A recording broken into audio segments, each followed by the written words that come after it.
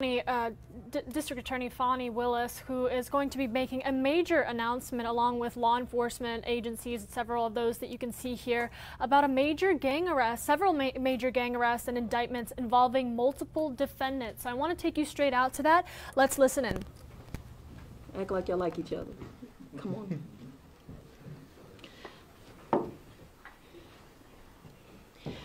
Good afternoon. Thank you for joining us. Today is another great day in Fulton County, another great day of crime fighting. We are here today to just let the public know that we are continuing our mission to target gangs, as we believe it is our #1 public safety deterrent crisis that we're in. I have to acknowledge the two men that are before me before I even start. This is the great Detective Needham and the great Detective Davidson from Sandy Springs Police Department. This was a collaboration, but you always have to acknowledge those that are on the front line working really hard to get things done. And these two gentlemen have done just an excellent job. What today's indictment is about is the Drug Rich Gang, which is a hybrid gang, and it started back in 2016. That's how far we can document this gang existing. We know that it is a gang that primarily actually exists out of DeKalb County, the Stone Mountain and the Tucker area. But as we know, crime and criminals have no boundaries, and they found their way into my county, Fulton County. I have a message today that you will hear repeated time and time again. If you thought Fulton was a good county to bring your crime to bring your violence to, you are wrong, and you are going to suffer consequences. And today is the start of some of those consequences. This gang, as I mentioned, is a hybrid gang. It does include members of the Gangster Disciples, the Crips, and the Bloods. We know that here in Atlanta, Georgia, that hybrid gangs are something that we regularly see. We know that this gang does have some identifiers that connects it together. They use things like prescription bottles and money symbols, and this is in their jewelry and their tattoos, and we see that present here. We have identifiers identifying this gang. But that's not the problem, that people collected together or they decided to use symbols. It's what they did once they joined together. What this indictment represents is 16 different victims in our county, 16 different incidents of violence, and 26 defendants. They committed crime everywhere from the south to the north of my county, which included Union City, Atlanta, and Sandy Springs. The earliest crime committed that is captured in this indictment is a 2018 carjacking. The latest was committed just this month. We are aware that crimes have occurred in other jurisdictions, but what this indictment primarily covers are the 16 crimes that committed here in Fulton County. The victims, they do not discriminate, but what they did do is target people who show their wealth on social media. So I do have a message for the public. Where it is kind of fun to put your things on social media and show off, unfortunately, these gangs are becoming more savvy, more sophisticated in the way that they target you. And this is a way that we know that they targeted these individuals. And it's because of these great detectives' work where they were able to show that they were following these individuals and using it to their advantage. Some of the celebrity victims included Calvin Ridley, who is a loved member of our Falcons, Brad Guzan, who is a loved member of the Atlanta United team, Marlo Hampton, who is on the Real Housewives of Atlanta, and Brittany Mealy, who is the mother of Future's child. All very well-known celebrities who have decided to take residence right here in Metro Atlanta, because this is a great place to live and we cannot tolerate this. But don't be fooled. This indictment also covers other individuals who are not as famous but also had their wealth on social media. Lots of social media influencers. The incidences that are in here is, thank God we don't have a murder, but we have kidnapping, we have armed robberies, we have shootings, and we have home invasions. Very violent crimes, things that cannot be allowed in our county, and all done, again, at the hands of crime, at the hands of gangs. What I want the public to see today is a collaboration of law enforcement, because as they have gotten more savvy, so have we. And so what you have is a collaboration of the Atlanta Police Department, the Union City Police Department, the United States Attorney's Office is here today, the Fulton County Sheriff, the Marshals, and the Fulton County District Attorney's Office. We are working together. We are working collaboratively, and we have a message, and that is get out of this county or expect to start seeing sentences that go life plus. Because I am not going to negotiate with gang members. I am not going to allow pleas. We are going to find you. We are going to convince you. And we're going to send you to the prison for the rest of your days. And I'm not apologizing for that. Any questions? Yes, ma'am. So, George Cheating, as it happens, I live in the part of DeKalb County that drug risk is sort of covers. I live in Pine Lake. And you mentioned a drug-rich hect who's Stinney in the indictment, who, as I understand it, just got out of jail or prison. He's living with his mom on the street. How much cooperation? Because I can't help but notice that DeKalb County isn't standing behind you right now.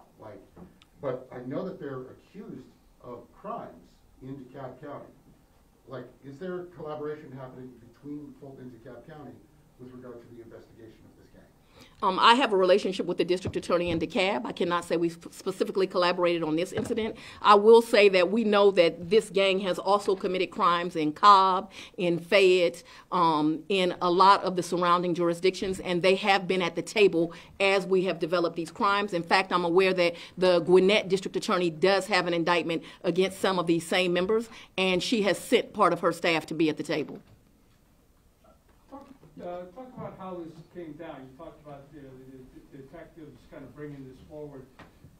What was the beginning of this? How did this, all these things have been happening, but how did you all put it together, and what was kind of the beginning part of this investigation? I have to give credit to the Sandy Springs Police Department. They were able to really pay attention, to really go back and track and see that these people were tracking people on social media.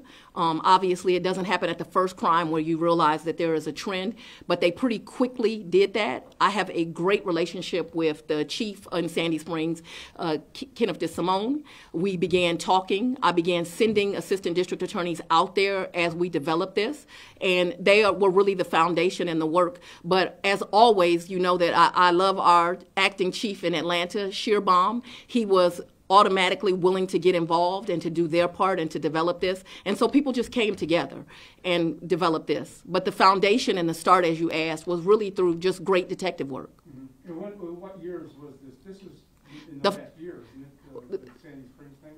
Yes, but we do have crimes going back in this indictment to 2018, because once that research was done, we saw that there were crimes going back to 2018. We also have this gang documented going as far back as 2016. As George Cheaty just pointed out, this is a gang that primarily operates in DeKalb, and so I can honestly tell you, when they first brought this to me, I said, this is not one that I'm familiar with. We don't hear about them a lot. And then we began to realize that's because most of the work they had put in, and I use work in the slang term, most of the crime that they were doing was out of DeKalb County, but they decided to cross the county lines, and that's going to be detrimental to them.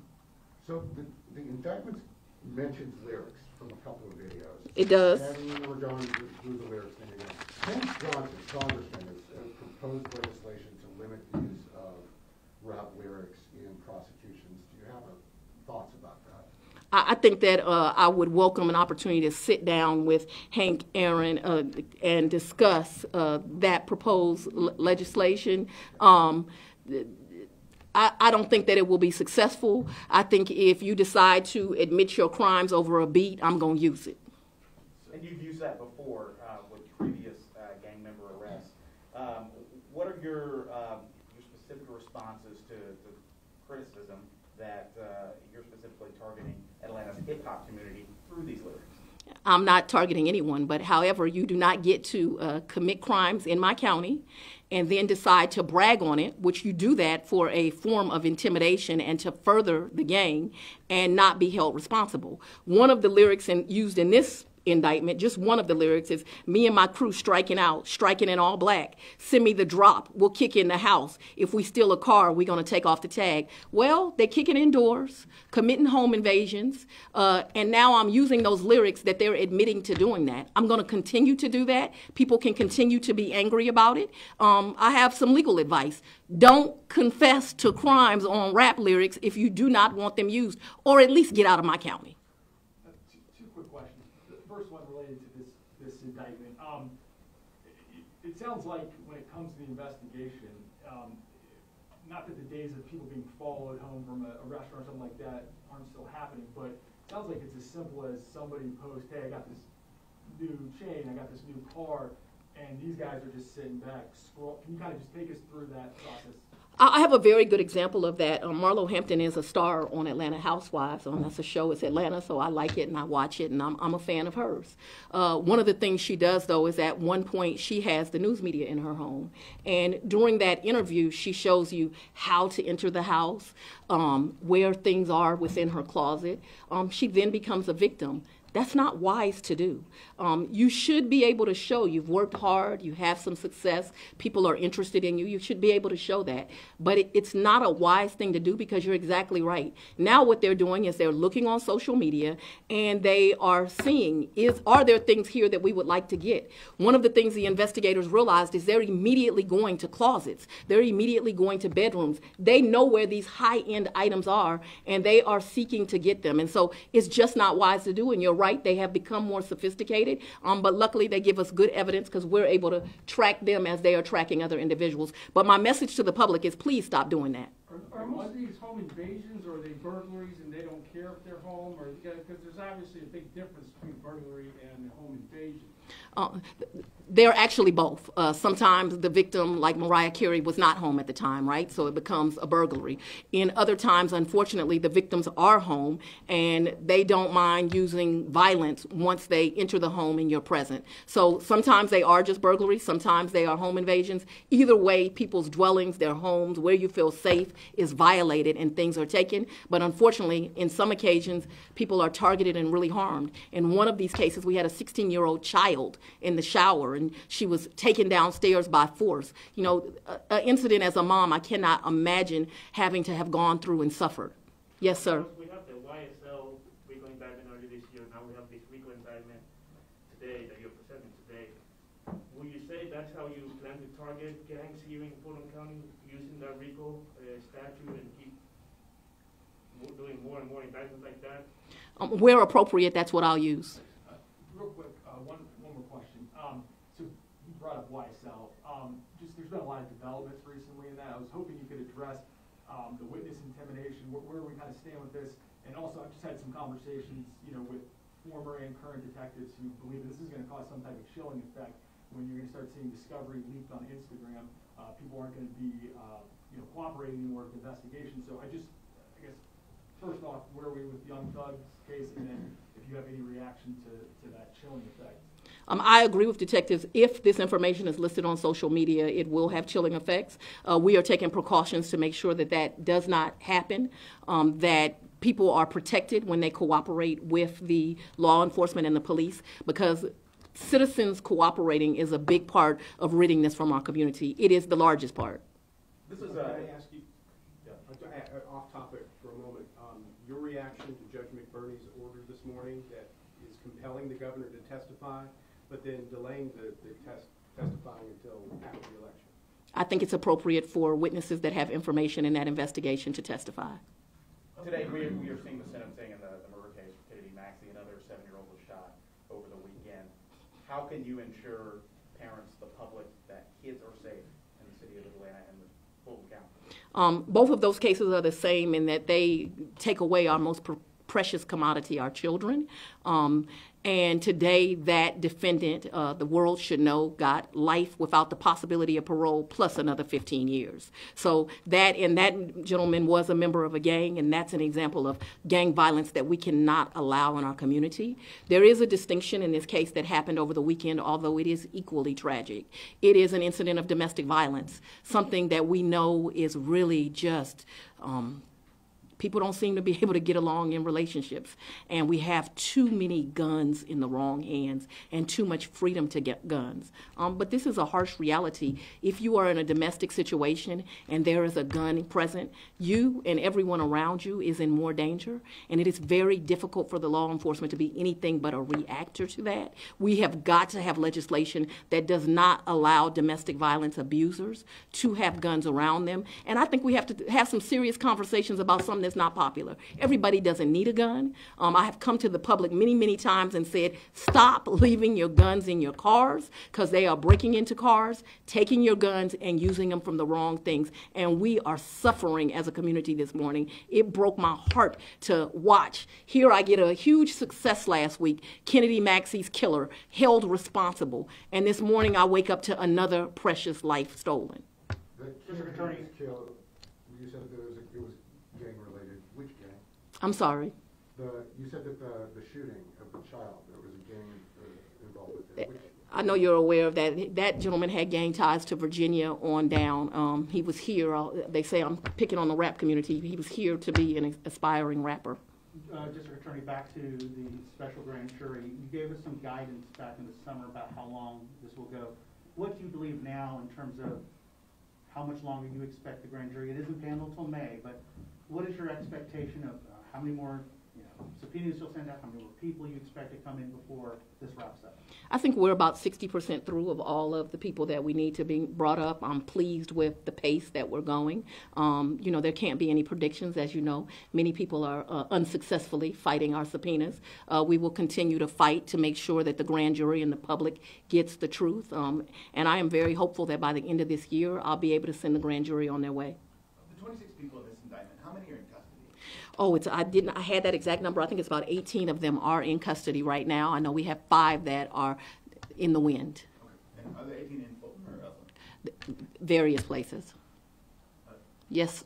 Was there ever a moment in the Trump investigation where you anticipated that the special grand jury might complete its task before the election and would have approved the idea of issuing the advisory report beforehand, or did you always kind of know we're going to wait until after?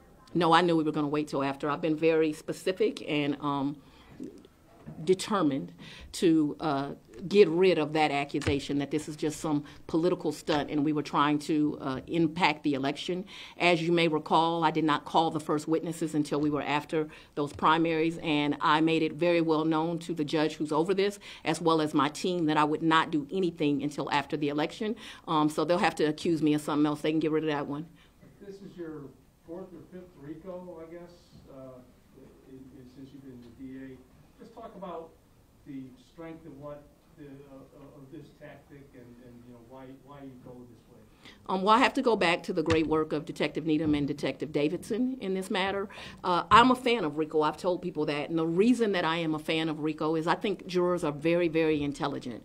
I think that some people don't want to do jury service, but once they get there, we really find that there are good citizens there. They're very smart. They pay attention. They take these matters serious.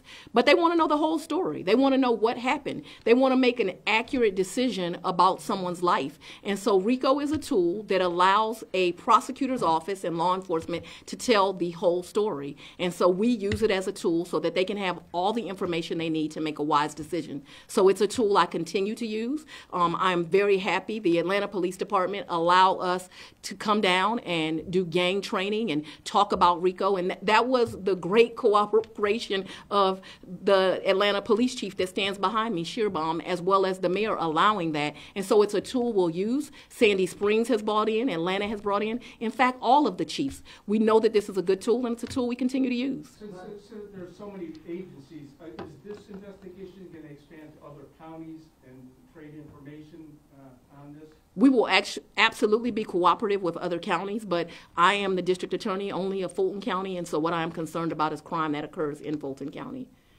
Do you think we've seen a lot of delays in people not wanting to testify, and even some people who originally were willing to testify now filing to delay? Do you think this is part of a general tactic to push it as far past the election is possible by certain people.